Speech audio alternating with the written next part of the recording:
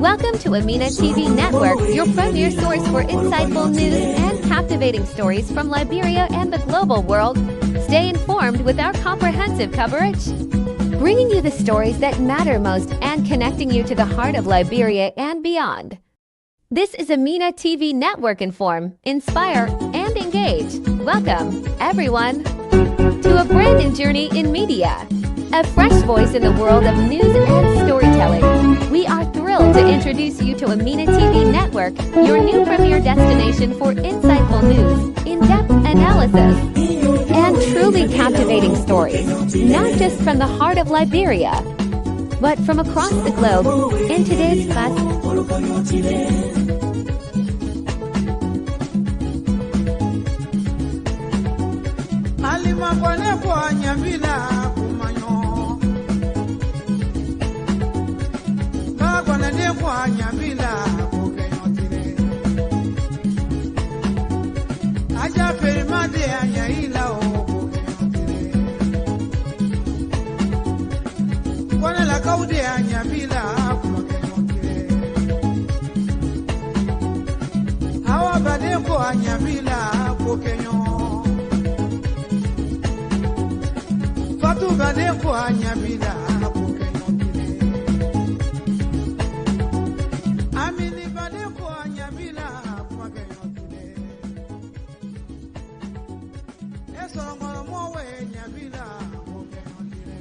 So, assalamu alaikum mamolu.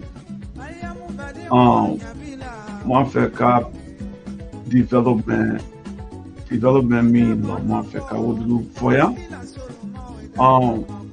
But I fait coming for mamolu ya. Wole mota manya yore. Manya kane foto ya. Trabu kampo la okete ya. So, moi me bela wula maletun ka fo moi manya ya la wuli. Aha, so we are telling you, we will just get a call. So more stuff for you to get a candy, but as of now, more a bill cabin. A Katia de Alliance, the Moka bill care. More stuff for you to get a candy. So, trouble come for the Kaya, no brand new Maya come for Lubea. So, market a wood. So, Akadia Moya. Madia moya mokete motareka kafo momba lakano obese na fala nyuma la mafu mfana mode unkana momba lakana moto abuka manika fo mfana na makana adala the prague ni dala so mfana ni mota dike na fanga mola a better for to do as well. So we bring out with the development from Liberia. We'll be talking about that. One of the major developments yesterday by the president, Joseph Boakai, from ELWA to RI or electrify yesterday. He went on to switching a whole street light on yesterday from ELWA to RI. But as a land, they said there's a gap between the road, the light, because they got a certain area they're fixing, and that place is not yet completed. So, for that reason, certain part of the roads was not completed with the street lights. So, hopefully, they will get it done. But I think this is exciting news for our people. Our people are very, very happy. But when a few people don't like this idea, people are against development, you know. So if you love development, it's time for you to be happy.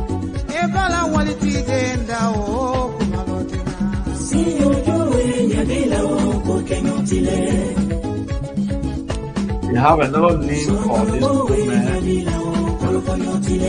They are calling so many names. Another name I can really admire is it. I'm not to look for that music to play that song. Don Kutuku, you know. And The second development will be going to the Sahel region.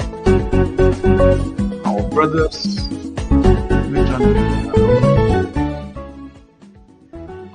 from the Sahel region, the AES, what they are doing in their country. It's very amazing that we, the Africans, this is how we should think very positively. Those guys are unite their countries. 3 countries together, they call it the United Africa. So they level us to support people that want to, build our life, or we support the puppets. And when I say puppet, you know what I mean. So it's better you stand up for yourself than being a beggar all the time, So we're bringing in that development. They opened a new bank for that place yesterday. They have opened a new development bank. That means they're not going to credit from the IMF anymore. No World Bank. So those 3 regions, their unity show very, very big good signs for Africans. So we'll be going to Omer Yumabokai from Liberia, our president, on his development agenda. And it is our bound duty, we as a citizen, to talk about it. And if you have the opportunity, show it. If you have the opportunity to talk about the development that is ongoing into your country, come with it. Show it to the world. Let the world see it. It's good for us to do that. Okay? So this is not something that we should play with. Okay?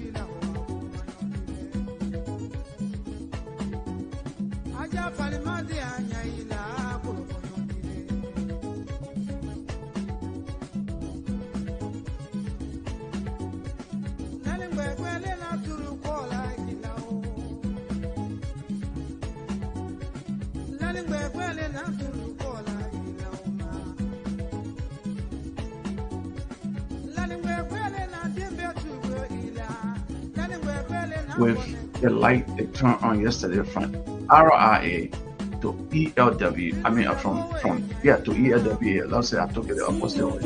From ELWA to RIA. I will not get into that. And on stage, I think I'll be cutting this video short. So on stage, this is Mr. Sharif, the CEO, the LEC boss. His name is Mohammed Sharif. I believe this man coming to this position. A lot of people didn't like the idea, but there is a capable Liberians up there. Even in the United States, people are tired. They got some good people in America. They want to go back home, but how can they go back? So let's listen to Mr. Sharif.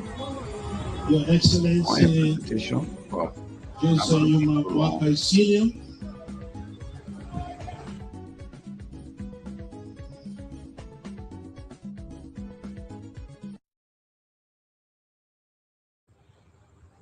fellow Liberians, our dynamic team, contractors, visiting guests, ladies and gentlemen. Tonight, we are not just turning on street lights. We are turning on safety.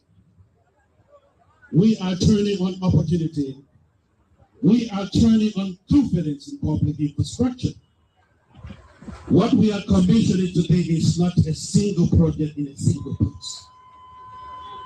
It is part of a nationwide street lighting and electrification drive, reaching our capital, county capitals, and our communities, from Bentor to Crusoeville, across the avenues of Zinco, along Pueblan Road, Somalia Drive to Red Lights, the EAWA corridor to RRA, and from the Freeport Bridge through to Broadville. Light is returning to Liberia's most important corridors. These are roads people use every day, roads that must be safe, roads that must work. Beyond Monrovia, this effort extends to Kakata, Banga, Ganta, Sanikole, Zredru, Bombing Tukmaber, Robertswood Kipman, wherever our grid is present. Even in rural Liberia, including parts of the eastern region, communities are already experiencing the power of illumination. The impact of lightning the community is immediate. Lit roads save lives, electrified community growth and economies, lights restore dignity. This progress wouldn't have been possible without leadership and partnership. I commend the Board of Directors of the Liberia Electricity Corporation for their guidance, oversight, and steadfast support for the reforms that prioritize the delivery and accountability at LEC. Your Excellency, I extend our deepest appreciation to the Office of the President for your leadership and continuous support.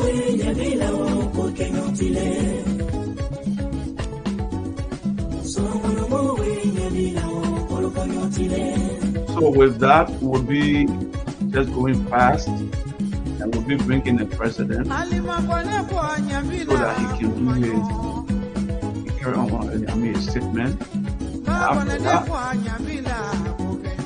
that, then we will, I don't want to just talk people, and the president will not be here to speak. Tell the president that way. So, Don Kutuku. I like that name for the woman. Don Kutuku. Don't bring Don Kutuku.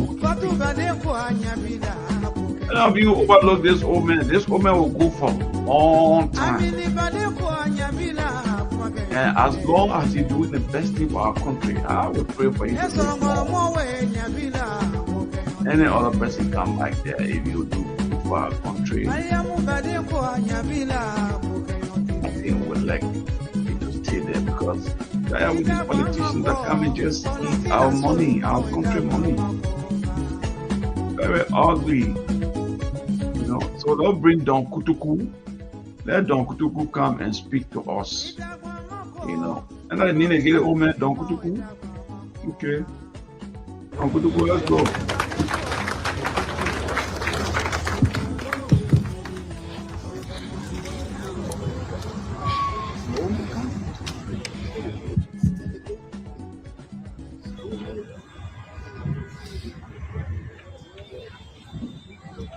Good evening. You have your seats.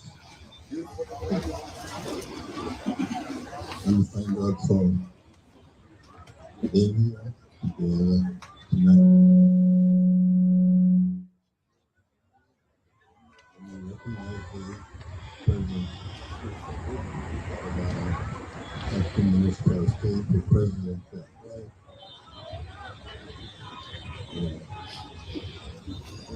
living with ministers everywhere and the minds movement, ministers who are here. And I thank you. Some time ago, we started observing protocols. And then later on, we started observing protocols. And today, they are standing on existing protocols. And I thank God we continue to move from protocols, observing protocols, and standing on existing protocols. If Kennedy Ronaldo to remind people what protocols are, so that and other people won't know what protocols are. Thank you, Kennedy, for not standing, not observing, or using protocols. On a serious note, we're so grateful today to be here. On a very, very serious note, maybe people don't understand, but turning up light, giving water to people,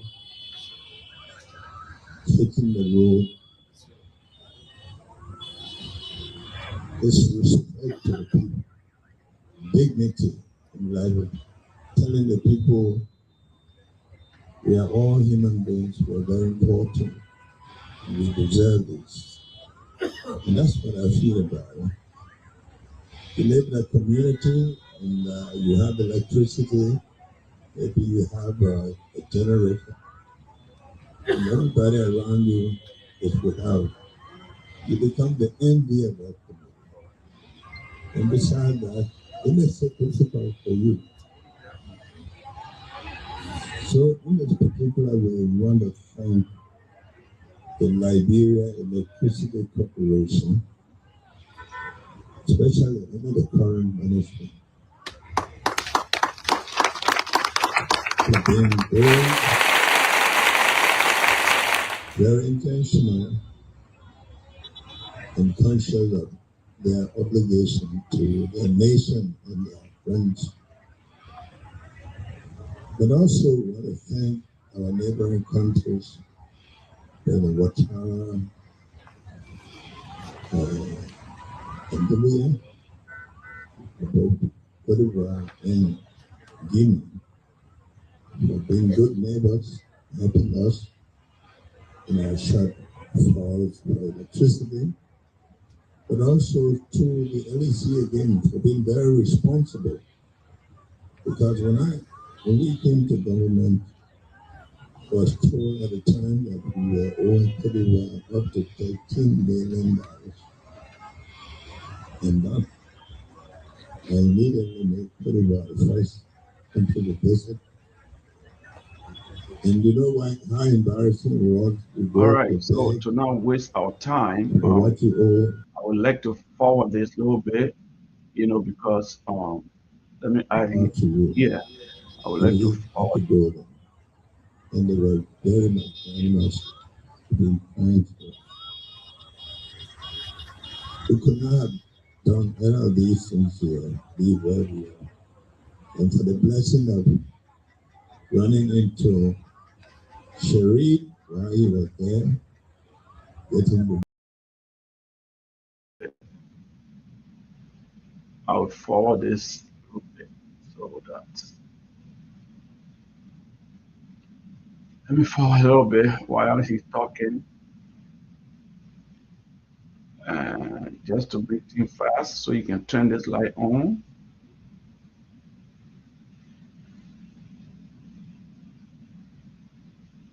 I think this is where he coming to turn the light on. This is where he coming to turn the light on. Right here. So we'll cut the ribbon. So we'll cut the ribbon and come here to switch on the light. Yeah, it will be important for us to see this part. Hey, black was not. So we're going to cut So the button over there. and it's just going to It's press. zero.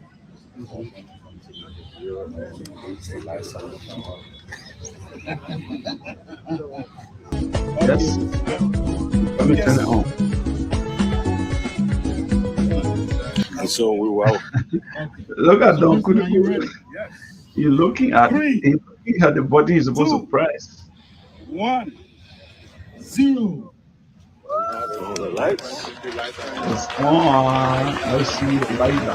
Oh The wow! lights are now on. I'm turning it on now. So there you have it. The lights have been officially turned on. Wow, babe. His Excellency the President has turned on the street lights. And this is how it looks right now on the Rappers Free Highway.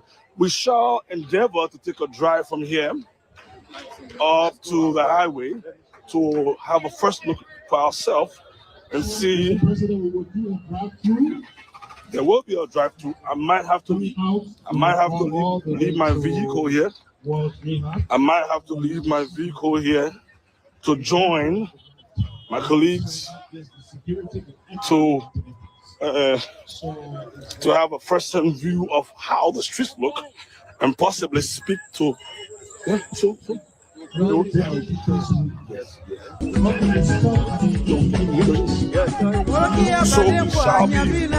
taking a ride from here all the way to the streets. So let's see if we can speak to a few drivers here, and the lights are on. And let's see if we can speak to a few of the pedestrians here to ask how the light is, if we can speak to.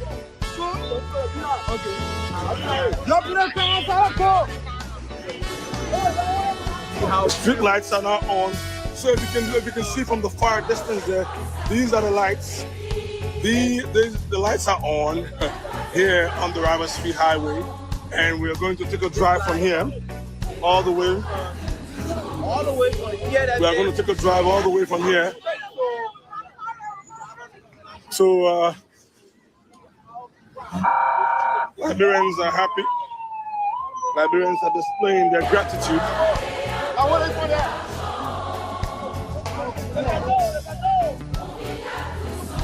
So let's look around. We're going to be driving through from here to Rehab. So for those of you that are here now, I think you see what is happening right there, right? So everybody know now that the LEC is on, right? So now I will take you to the street again. You see what's happening right there. Look at this. Wow.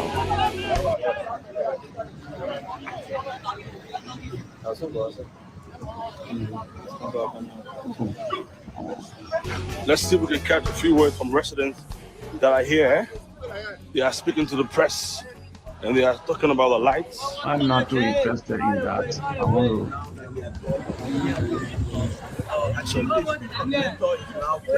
About this time. So 740 this million that's speaking to you. 740 LEC left. We are here taking a drive from the event location where the event was held, and we are taking a drive all the way to ELWA Junction to give you a first-hand view of how the road looks like. So now you can leave from here to the airport as late as you want to, as early as you want to. The road will be safe because the road is now lighted. So as you can see, let me zoom in a little bit. You can zoom in a little bit, and this is what we are saying. Right,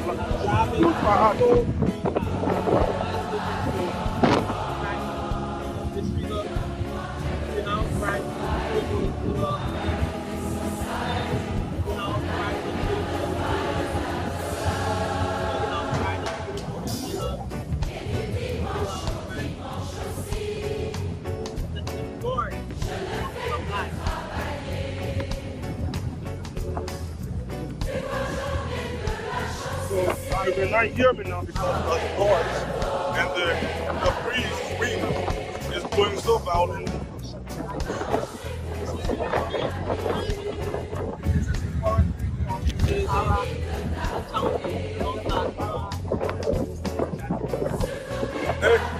They try to set up the boat.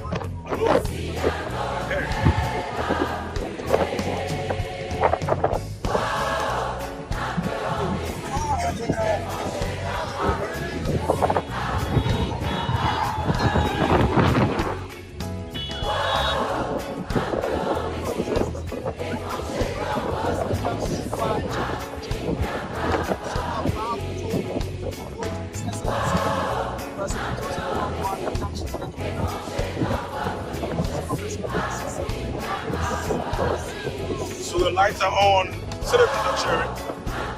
And so what you're getting is first-hand view of what it looks like right here on the RIA highway.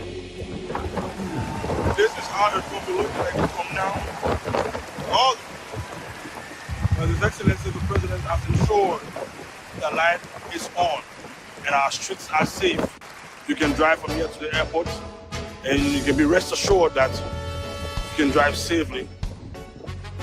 And I'm very sure this will reduce drastically the amount of accidents road accidents on this corridor. And you have citizens on the roadside sharing, applauding His Excellency.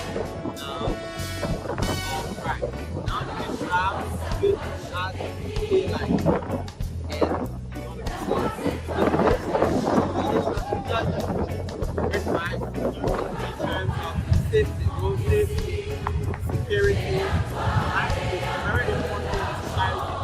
This is very happy for this project. The first is obviously. This is very, very beautiful.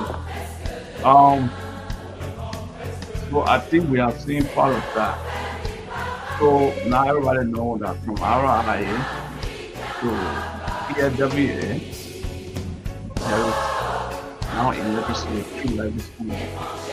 So, and all that people in that region, they have to be very grateful to their president, not just because it's their own property, but we have to be grateful as well because we did it, right? So we will now jump into the Sahel region. Yeah. We're now joining to the Sahel region. So that's what we're going to do. Let me go back to mine.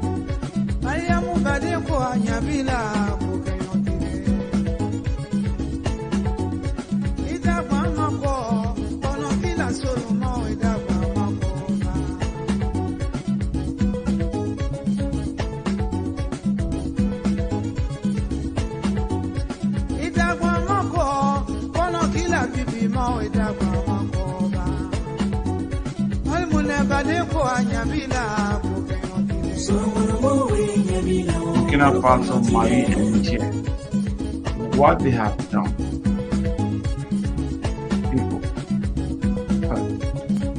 what these three guys have done quite recently, we Africans should be very proud of them. And not only that, we need to engage our leaders to take the full step of our three brothers. Three African United Africa. See what they have done. Look at this. This was the ceremony of opening their bank. You see? They have a new bank. This bank for the three countries. They are not taking no more loans. So those three guys, they contribute to that bank to help their people, their citizens. And we are being told to credit. Why our country, our African country, have resources, and then we go out and go credit. Why we got a lot of mineral and resources in our countries? The continent is rich. Why should we suffer? So those three guys, they have taken bold steps. They are not part of our African ECOWAS. Why? Because those guys, they are puppets. That's why you see many African countries now today, they are engaged into coup d'etat. I am not against it. When you're going to make the people life better, they are not murdering people. They come and tell the politicians, you guys have been doing this for so long, our people are still suffering. Why you guys are doing this to our people? This is the reason why they do that. And you will say you don't like that? Why? Why you don't like that? Who want to suffer?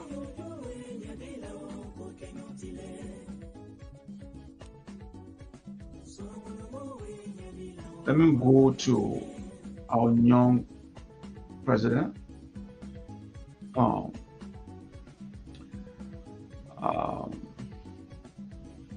Ibrahim Traoré. Let me go to him. I will bring him right here. And he come talk to us. Ibrahim Traoré. The man spoke very wise. Probably some of you have not listened to this guy before. All the people. Ibrahim Traoré. I want you to listen to him. If your eyes are closed, you are Africans, it's better for you to open your eyes now. Because Ibrahim Traoré has shown us everything. What we need more to know. I don't think we need anything else. We just need to do the right thing. You know, this is him. And I want you to listen to him. Seriously. Let's go, Chief. It's Africa's misfortune, if I may say so. We are not united. We don't see things the same way. Some are afraid, some are hesitant, some are there for the interests of other people. The West, there are people who grew up over there, did everything over there, and then they come and are made heads of state in Africa. So they're the ones who control all of that. And so Africa can't have its own opinion. So as soon as we came to power, we had hoped that we would be allowed to work quickly and make progress. Unfortunately, some people approached us and wanted us to go along with them because their goal was not for the war to end anytime soon. I'm talking about certain foreign forces that were present on our soil. We had heated debates with diplomats from elsewhere on the matter, but no one wanted us to move toward ending this war. We understood this through the messages. If people actually came to us and told us that we had to accept them supporting the terrorists while also supporting us, it means exactly what it sounds like. It's a war being deliberately maintained. So we quickly understood and we got rid of all the forces that were present here, whether French or American forces, and we realized that the real struggle would come afterward. The second thing was also we believed that we still had at least a minimum stock of weapons and ammunition. Today, I can tell you what I found, for example, in stock. There was just one supply line for all of Burkina Faso with less than 100,000 Kalashnikov rounds. And as for weapons, we barely had 100 of them. Simple ones. It was necessary to re-equip to strengthen the army in terms of personnel, weaponry, and everything else. So if these prerequisites were met, the 3-month objective was indeed possible. But there was nothing. We were not prepared for war, neither in terms of equipment nor in terms of manpower. Precisely, Mr. President, as you just said, when you took power, to put it bluntly, there were more men than ammunition in the Burkinabe army. And today, where do we stand with the armament program for that army? And then, what are the signs that it is gradually gaining strength? Very well. As I said, I can't describe the whole situation as it was. It was catastrophic. And as I said, you can investigate. There may even be soldiers in this room who were on the front lines without weapons that existed in our army. So these were situations where we thought it was just, I wouldn't say bad faith, but an incomprehensible situation. For us, the weapons were there, and yet they refused to equip them. But when we were confronted with reality very quickly, we resolved first to try to arm the personnel who were present. And that's when all hell broke loose, because many powerful countries refused to sell us weapons. So we turned to those who were willing to sell us weapons. Very quickly, we equipped ourselves, we recruited the VDP, and we were able to pay for everything we needed. We developed an equipment plan for a build-up in strength. And as you can see, for the past 2 years now, the equipment has started to arrive. It's still not finished, and more keeps coming in. Maybe in a few days, you'll see even more new equipment being presented, which is mainly support equipment, because first, the infantry, we had to equip them so that every man could have a weapon issued to him. That was a big challenge. We've achieved it. We keep recruiting, as you can see. Every year, we recruit between 10,000 and 15,000 men. That's a considerable effort, because when we say adversity is present, the number of terrorists increases. Because the imperialists are recruiting a lot of mercenaries who come to Burkina Faso to fight. So we have to adapt to the situation. And now we have our third phase, which is no longer about buying, but about manufacturing ourselves. And we're also working on that. So that's what building up our strength means. We need to be well equipped, but also to create a defense industry. That's very important. In a few months or a few years, we'll have our soldiers here using weapons made in Burkina. Of course. We have the intellectual capacity, there are resources. All it took was to look for them, and there you go. We're working on it. You'll be surprised, for sure. Mr. President, I must ask, can we truly win this ongoing war? Are we, in fact, going to ultimately win it? We can only win it. What else would we do? Rest assured, we're not going anywhere, and we will win this war. I told you that the threat is constantly evolving, but we are adapting. And the strength of the Burkinabe army is that it is one of the most resilient armies in the world. The pressure that Burkina Faso is under, I don't think there is any other country on earth right now facing this kind of pressure. But we are holding on, we will fight, and we are constantly adapting to the threat. And we understand where the threat comes from, how it manifests itself. That's the most important thing. And right now, I can assure you that soon we will be talking about a black albino who will appear. And you'll see. Don't ask me what that means. I think you'll understand later. The war will end, and very soon. Precisely, to win this war, as you just said, we need weapons and we also need men, especially determined men. Determination, as you know, is the major game changer. That's what makes the difference in any war. Right now, as we speak, what exactly is the morale of our troops on the ground? You've really gotten to the heart of the problem. Human resources, determined men. It's not just about supplying equipment. We need determined men. And if you notice, we are in the process of building a quality army. And it's not uncommon that when it's judged that a unit leader or an element has failed in their mission, they are dismissed and prosecuted. This has happened several times, and it will continue this way. If you sign up to be a soldier, you must accomplish the mission because the mission is sacred to us. And another thing is that despite the pressure, despite the challenges, the men keep fighting and are very resilient. If today you catch a Burkinabe soldier and ask him, do you want other people to come fight in your place or come help you? They will never tell you that. They would rather die. That's where you can judge their morale. They are ready, always ready, despite the situation, no matter what battle we might lose. We will always hold the ground. That's what's very important for the soldier's mindset. So morale is at its highest. People never expected to have this level of equipment, but now they do. So they're giving it their all, and I can only congratulate and thank everyone who is fighting. It's very important. So, Mr. President, in your speech, you talk about a war that takes different forms, that evolves. We keep asking ourselves this question. We wonder afterwards who is attacking. Burkina Faso. It's not just terrorism.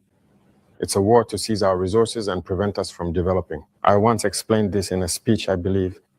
I was saying that if we manage to properly exploit our subsoil resources to process what we are extracting here, what we are producing, there will be unemployment over there on their side. It's a battle. They plunder our resources in order to survive. So it's a war for independence. We must wage this war to be fully independent, to decide our own development, our own path. So that's what it's about right now. Mr. President, as you just said, we're talking about the security and defense of Burkina Faso. Let's talk about your personal security. You just mentioned it a moment ago. The pressure is enormous.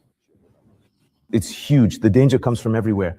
Mr. President, just in 2025, there have been several coup attempts that were foiled. Mr. President, do you ever feel afraid? Thank you. I think that's the only strength I have. I'm not afraid. Because I trust all of you, that's the first thing. You have to trust the people, because it's the people who entrusted us with this mission. And I trust the people, that they will understand. And that's why we don't hesitate to stand before the people, to explain the situation to them and tell them what's going on. And that helps maintain a very good relationship. That's the first thing. The second thing, as I said, is that there was a mindset that needed to be developed within our own forces. That's very important. Right now, that mindset is there and people understand why they're fighting. If you look back a few years, many officers in the field didn't know why they were fighting. But if we know why we're fighting, who we're up against, and why there's this pressure, people understand better. And that's why we immediately created the Institute, the higher military school, so that we could train our own soldiers and instill in them what we want. Remember one thing, if you let your forces be trained by other powers, they put into their heads whatever they want. They indoctrinate them as they please, and it's easier to manipulate them. Here in Burkina, right now, that's actually what bothers many imperialist powers. They can't manage to infiltrate our army. All these units that have been created, all these men who are here, no one came from elsewhere to train them. We are built on our field experience, and we trained them ourselves. I personally took part in training some of these forces at the very beginning. So that's already a second strength. And the other strength is that if you have a mission, a goal for your country, you must not be afraid. If you are afraid, you hesitate. If you hesitate, you compromise. And once compromise sets in, you're done. I think that when you decide to make a revolution, you have to be prepared for this adversity. It's a logic that surrounds us. It's a logic that tries to bring us down. It's logical. As I say, it's a battle. They are fighting for their interests. And it's up to us, if we've decided to make the revolution, to do everything possible so that this encirclement is defeated. You see, in Africa, we're used to not having a strong army to begin with. There is no state if there isn't a strong army. But well, that was the system. As I once said to the elders, they came to flatter us. No, you shouldn't arm yourselves. Even recently, I think there was an interview where an American general said it again.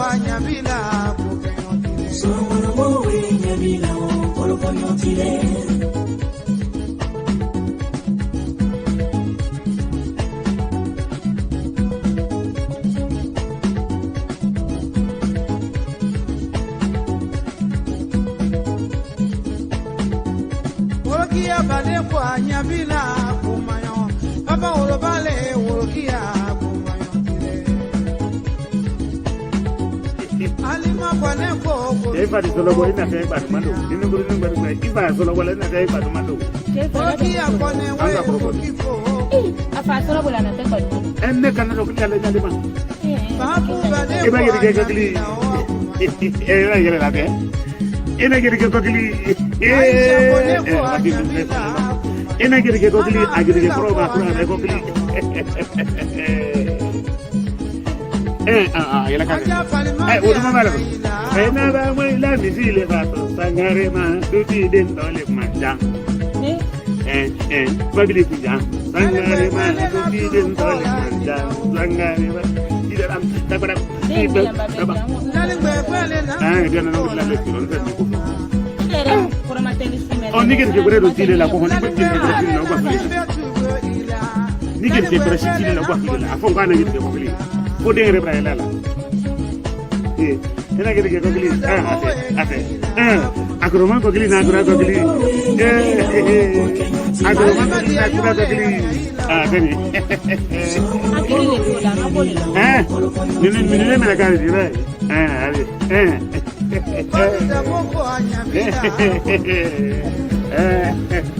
ma alukaka si era kaka si dia ma so nta ta suno nta Ibrahim